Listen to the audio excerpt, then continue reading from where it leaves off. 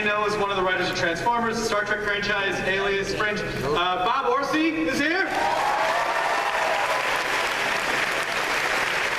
And you may know the director of X-Men Orange's Wolverine, Mr. Gavin Hood, who is the director of Ender's Game. Gavin, welcome.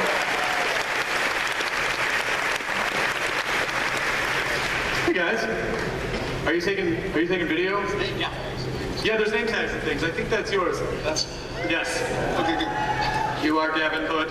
I am. Welcome. Okay, so, I know we have a lot to cover. We don't have a lot of time, and again, I want to make sure we get to fan questions, so, oh, you're filming me. It feels weird. It feels weird. This is our first time. You've never been Comic-Con before? It's my first time. I'm a long way away. South Africa, so far away. I've never seen anything like this, guys. I'm like a...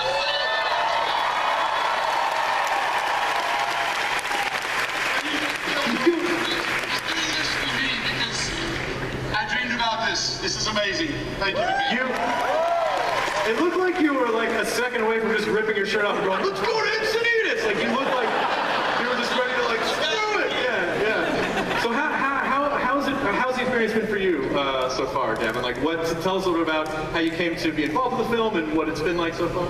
Well, you know, yes, should we get the rest of our team out, or you? Oh, I'm missing my guys. Oh, you want everyone else out? You don't want to see. I thought you wanted. They said show a clip, then bring everyone else in. You want? Who else you want to bring out? You want to see other people. Tell me who else you want to bring out, so I don't bring people out. Well, since she's dumped you on this, let's bring out Asa Butterfield. Yeah. Our wonderful Ender Wiggin. Here comes Hayden Steinfeld, Petra Arcadian. And his hair is... And I wonder, do you think he's still here? Do you think he's here? I think he's right here. I think I see him back there. There's a guy. Yep. Just a guy. Yep. We're hoping he's still here. He was stepped out from it. Are you there? This guy, what's his name? It's Harrison Ford.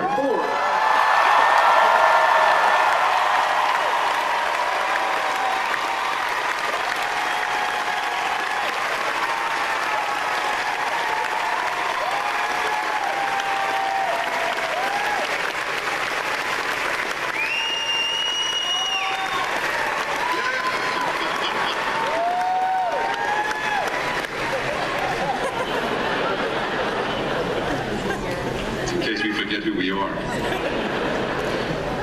Excellent. Welcome, you guys. Since you're the director producers, do you want to show the clip first, or do you want to talk first? What do you guys want to do? What do you guys want? You want to see a clip, or you want to talk? See a clip. All right. Let's see a clip. You're saying that. I think they might be saying that too. Let's see a clip, and then we'll watch the clip, and then we'll talk about it afterwards. Has anyone seen any of this before? No one has seen this before, guys. World premiere. No one has seen this before. All age exclusive. This is not online. This is exclusively here for you. I haven't seen this before. Here we go. Some fan questions.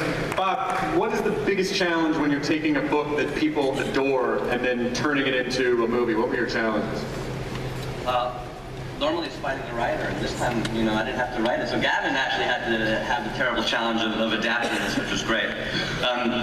You want to do what's true to the book, but also understand that you're going into another medium. You're making a movie out of it, and you want to take what it is that you love about the book and not betray it and not betray fans, but also show people who don't know the book and who aren't fans of the book why you loved it. And you cannot take the love of the book for granted. An audience is going to come and see this, hopefully, based on its own merits, not because of what happened before. And so that's the line you have to walk.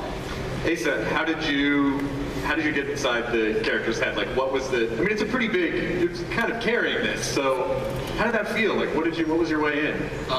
Yeah, it was pretty big to say the least. But me and Gavin talked a lot prior to shooting about where we wanted to take the character and how we envisioned the movie as a whole. And it was exciting for me to bring such a beloved novel and someone like Ender to life. And it was a challenge, but we had a lot of fun doing it. We did. Haley, was this physically demanding for you? Yeah, it was. It was the first time that I'd ever had to physically train for a film. We had about 3 weeks of training before we started filming. We went to space camp in Alabama. We went through boot camp. We went through sort of a military boot camp where we learned how to march and how to salute. We learned different cadences. So yeah, it was very physically demanding, but I loved it. Because normally if you're in an acting class or whatever, like, what, I have to do all that crap too? Like, it's a whole other level of stuff that you have to learn to act around. Mr. Harrison Ford, your second Comic-Con appearance. Yes. I was here last year. What did it, for playing Anderson Mentor, like, what drew you to the film, and what are you bringing to it? Well, I would correct your observation that he is not so much Ender's mentor as he is his Ender's manipulator. Okay. I'm so sorry I messed up. I'm so sorry. Oh my God, I hate myself. Yeah, can we get Harrison Ford, I'm really sorry. Jesus. Oh God, I'm so sorry. It's already ruined. I am never coming back here. Damn it! Come on, man! It's not fair. I can't pull that on you. I was drawn to the complexity of the moral issues here. The questions about the complex moral issues that are involved in the military. This book, which was written 28 years ago, imagined a world which has become an everyday reality. The ability to wage war removed from the battlefield is one of the realities of our life now with drone warfare.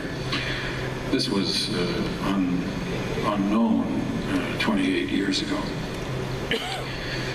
But the issues of the manipulation of young people for their value as soldiers because of their special skills, their motor skill capacities, and because of their conceptual freedom, is something that was really complex and interesting to me, and I was delighted to be involved in playing a character that wrestled with these concerns and brought them into public consciousness. Gavin, as a director, do you, again, taking a book and then what were some of the challenges that you had? Some things you didn't think you'd be able to accomplish because it's obviously it's a complex world. Yeah, well, I mean, it kind of divides into two things, right? I love the book for two principal reasons. I love, obviously, this amazing environment, the battle room, which I really think you guys are going to love. I hope you will, because it's truly beautiful. So there's a real technical challenge of bringing that kind of idea and visual idea to the screen. But then, more importantly, what I love really at the heart of this book, most importantly, is this what Harrison's alluding to, is this is not a simple story of good and evil, and the good guy gets wronged and then goes on a revenge mission and beats the bad guy. I'm kind of bored with that, right? We've seen enough visual effects movies. Visual effects don't do it for us unless they're supported by a great story. And this is a great, complex story. Oh, that was totally the Lucas philosophy. Hearing you like that, as opposed to let's see some cool effects, which you will see, but hearing that you want a great story really means a lot, and that's what it is. And so to have characters that are not simple, that wrestle with their own capacity for good and evil, have actors of the intelligence of Acer and Haley, and of course Harrison on a good day. It's amazing. And when he's not having a good day, you bring in Sir Ben Kingsley and he makes up for it, so it's okay. Fight! Yeah. And you get those egos going, and boy, you get some chemistry, man. It's awesome. So I was very blessed to have material that is, complex, intelligent, wrestling with issues, as Harrison says, that are really profoundly important today. And then to find actors that you can't fake intelligence. And you got to have, I mean, you're quite a smart guy. So, yeah, and is such a humble and very, very lovely guy. And so searching for the right Ender Wiggin took a while.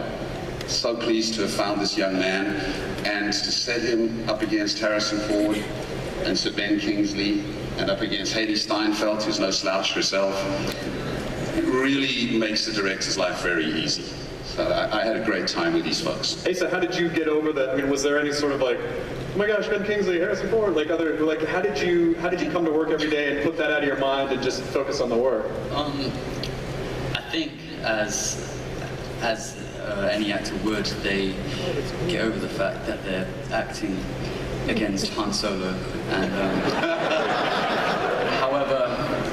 however amazing that is, I'm not really sure, if I'm honest. Well, I'll tell you how it is you're British and you're slightly better than we are. You sound better, you guys look better, I mean, I don't know, you're just better, Thank you. And they do your accent better. They do, yeah, they do. Yeah, they absolutely do. I think I want to make sure we have time for fan questions. So, as we... Oh, you gotta let that guy come up, come on. Some guy got up in the diversion town and he was like, I'm a big fan of Ender's Game, and everyone was like, not now!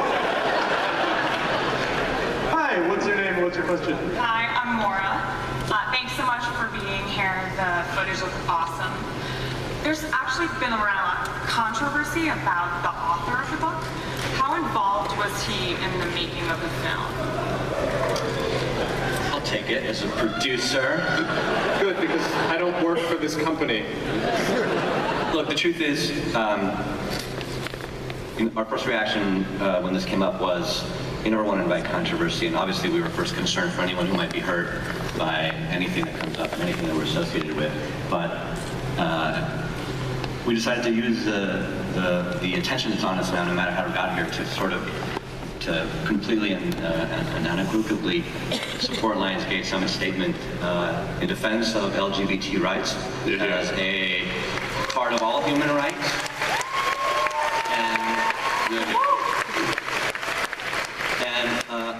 A lot of people work on this movie. A lot more people are working to get this movie out and to market it and put it out. And I would hate to see the efforts of all these people thwarted for the opinions of less than a percentage of the people behind this movie.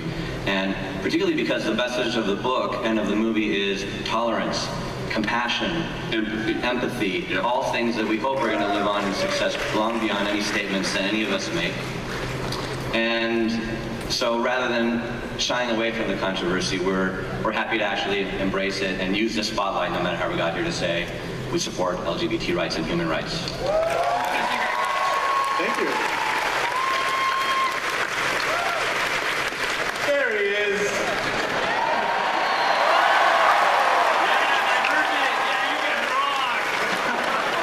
Let me guess, you're a fan of Ender's Game. No, Divergent. Son of a bitch! What is your name so people can... My name is William. What's your Twitter handle so everyone can say stuff at you? My Twitter is #WilliamTong with a T. All right, we figured that Tom started with a T. Thank you. Yeah, but the Tong without the H. All right, what is your question? So Ender's Game is so amazing because it appeals to people on so many levels. How do you pick what themes you wanted to explore in the movie? That's a great question. Well, I'd like to think that we've focused on the same themes that are in the book, which is the themes of leadership, themes of compassion, themes of empathy, tolerance, themes of self-identity. How do I define myself in a complex world where my nature can be like my brother Peter, who's aggressive, or like my sister Valentine, who's compassionate? And how do we, as we move through life, arrive at a place where we decide how we lead not only others but ourselves? So leadership is not just about how you lead others, it's also about how you lead yourself and how you decide what your own moral position is in the world. It's kind of ironic that we're talking about a moral position on a day when the controversies arising. But I think those great themes in the book are what we're all drawn to. And I think it was really fun to be able to translate those themes to the film. If I had one goal, it was to be true to the spirit and story of Ender Wiggin. And that's what I got out of the book, and I hope I've delivered that for you guys in the film. Good answer. I was so hoping the question was something like, did you rather fight a duck-sized horse? Or... What is your question? First, I would like to thank Mr. Ford on behalf of the fans for his marvelous work through the years in entertaining us.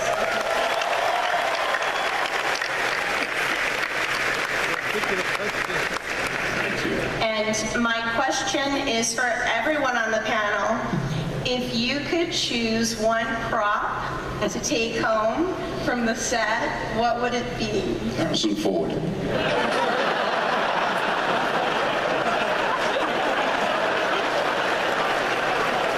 Oh, he's moving.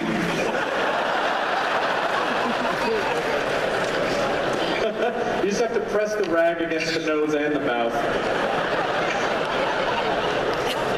What prop did you take, Asa? That's a good question. Which props didn't you take? Which props didn't you take? Right, exactly. Well, a prop that we did actually, we got sent it, is this futuristic wash kit, which included some futuristic hairbrushes and a futuristic toothbrush. And What is a futuristic, does it say future brush? Like, what is it? What's a futuristic toothbrush? I'm not sure, it had like flashing lights and stuff. Okay, sure. It's a future, yeah. The brush your teeth for you, yeah. A toothpaste that squeezes you. In Russia, they squeeze you. Little yak off Smirnoff. No one's dropping his name in comment. Yeah, I thought I'd keep him alive. Do we have time for any more questions? Do we have time for one more question? Yeah. Yes. They what? What are you yelling at? Okay, now we know that. Thank you. All right.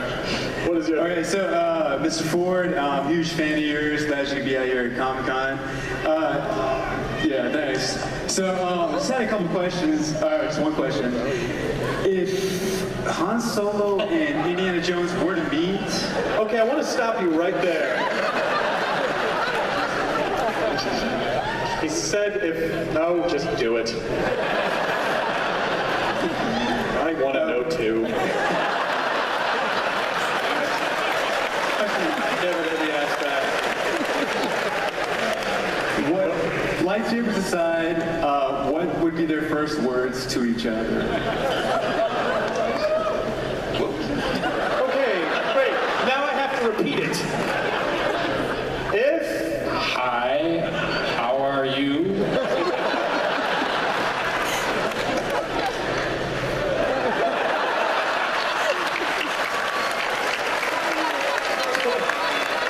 So you think it would... Wait, so it would be something like, holy shit, spaceman! Yes. Hi, hello. I'm very excited to be here. Came all the way from Brazil. I love you guys. Yeah, thank you. Comic-Con. Were you here last year? I remember you from last year. I remember you too. I totally remember you from last year. You're from Brazil, but you brought this awesome Roberto Benigni energy last year. Mr. Ford, I'm a huge fan. Guys. What? I used to pretend. Sorry, we're dating now. I love Chris. I love you, Chris. Okay, so Mr. Ford, I'm a big fan. I used to pretend I was Indiana Jones when I was a child. Yes, until the day I stole a rock, broke my leg, but I'm still a fan. Yes. So my question. Are you blaming him? I'm saying I'm congratulating him. So, Mr. Ford, do you think Han Solo would be a good soldier for Colonel Graf's army?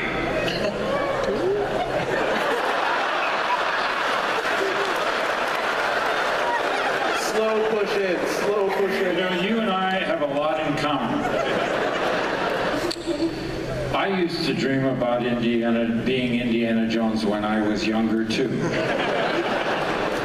Not so much anymore. That was it? That was the last I question? don't think Han Solo would be good as a soldier in anybody's army.